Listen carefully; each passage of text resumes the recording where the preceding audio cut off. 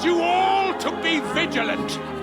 These days we have all sorts of vagabonds, drifters, outlaws and bandits roaming the country. And we have one of those vermin here today. A fella called Hans, who is clearly not right in the head. A dangerous madman, a brawler, and a thug. The worst of all, a poacher.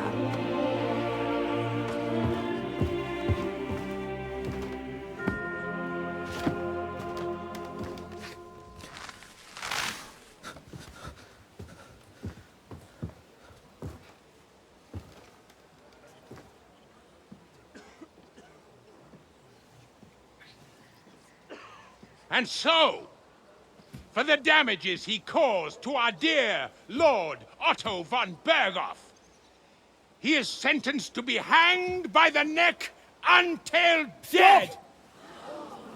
You can't execute this man. He's a noble.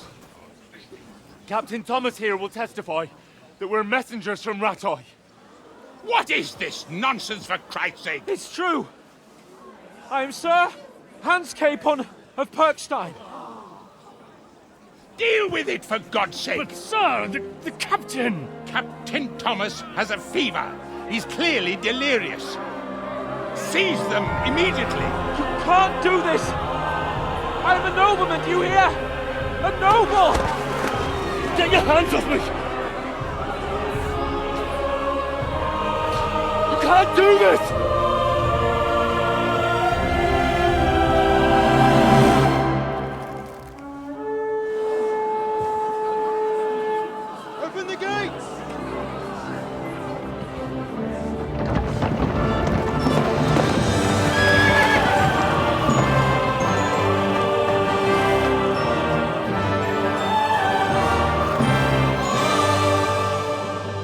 Lord. What the hell is going on? It was just a... It's a hanging. You can't hang him. He's a noble. That's for me to judge. Take him down!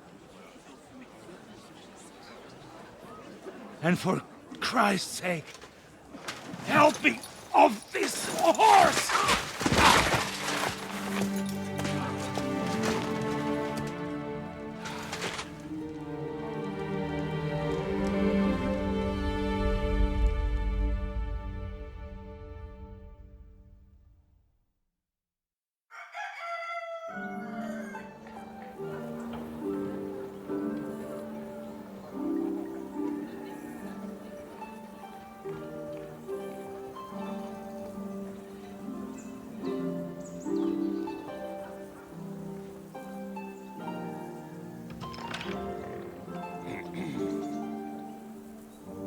You may enter.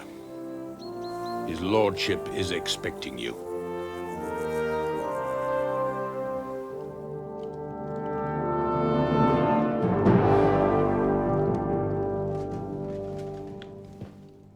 So,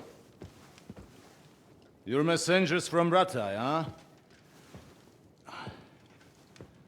I was wondering when someone would turn up. All right, then. Let's hear it. My respects, Sir Otto. I am Sir Hans Capon of Perkstein, and this is Henry of Skalitz, my escort.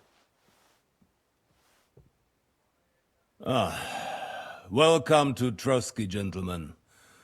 I'd greet you standing up as befits, but I'm glad I can even sit at the moment. I heard you were ambushed by outlaws. You heard right. Those bastards did a job on me. And I got out luckier than most.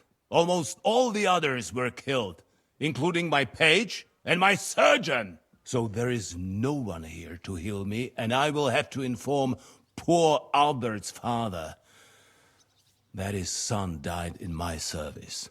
I hope your health will soon be restored, sir. We shall see. But now, You tell me what happened here in Herrgott's Namen. Why did my chamberlain try to hang you, Lord Capon? In truth, the welcome we got from your Master Chamberlain was somewhat... how shall I put it? Well, it was somewhat unexpected. I must say, it was the first time I had a noose around my neck, and it wasn't the most pleasant experience. Please, accept my apologies, sir. And that of my chamberlain, too. Is that not so, Ulrich? I must say in his defense that he had my orders not to admit anyone to the castle, and to be cautious. I understand, sir.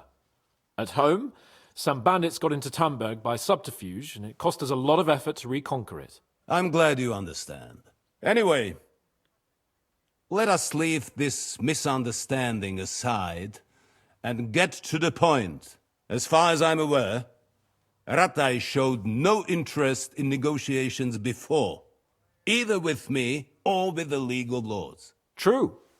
Our houses have thus far stood on opposite sides. I should say so. Attacking Brno and Jihlava together with that renegade Sokol of Lemberg hardly inspired our sympathy. But we can all point the finger. Your League of Lords, on the other hand, abducted the king. Although I don't doubt your reasons, just as Sir Hanush did. We certainly had. The main one being that your Wenzel is an irresponsible drunkard and idler who is hurting the Empire by his inactivity.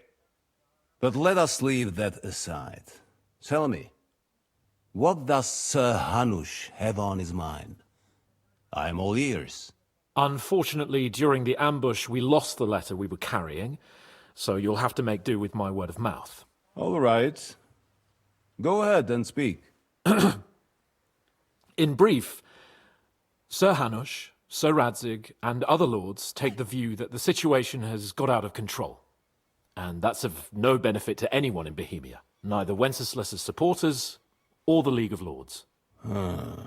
King Sigismund's actions will not lead to instilling greater order than under King Wenceslas.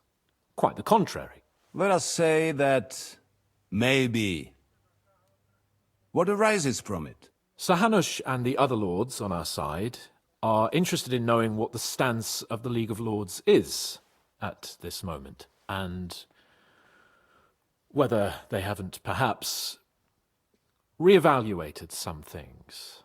In other words, whether I might betray Sigismund.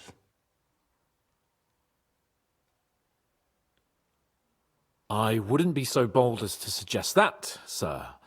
We are merely interested in whether you would sit down at the negotiating table with us. It's necessary to discuss the future of the kingdom, whether it's to be a common one or not. The future is still a long way off for me, Lord Capon. Nonetheless, Sir Hanush and Sir Radzig are right. There is disorder and anarchy in the land. Bandits riding roughshod all over. As we all know, to our cost. We've had plenty of experience of that at home too, sir. Only a short time ago we had to deal with a similar band. Then you will surely understand that before I begin debating who would be the better king, I must sweep my own doorstep. Only I'm damned if I know how to do that, since those bastards have wiped out half of my garrison, including my captain. If I may be so bold, sir, you're not the only one. We also have a score to settle with them, so Henry and I will gladly help you. Is that so? Now that is what I call the words of a knight, Sir Hans.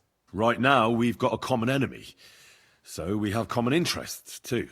So then, sir, may we be of assistance to you? Indeed, you may. Perhaps in the end we may really find some common ground. I need to muster sufficient reserves to deal with those outlaws once and for all. I'm summoning my vassals here to Trotsky. And since I don't have many men left to send as messengers, I will gladly accept your help. Just say the word, sir. Where should we go? You'll go to Nebakov, a small castle, or rather fortress among the cliffs. The yeoman there, Jaromir Nebak, is an old hardhat and may not be very willing to fulfill his obligations. It would be useful if an eloquent noble like yourself visited him to explain him clearly why I need his whole garrison. Is that all, sir? It's no simple task. Knowing Jaromir, if I sent a common messenger, he'd come back with a boot print on his backside. Dealing with the lower nobility can be tricky. They tend to be fixated on their own somewhat fragile status. We'll take care of it, sir. Count on us. All right. We'll head out as soon as possible.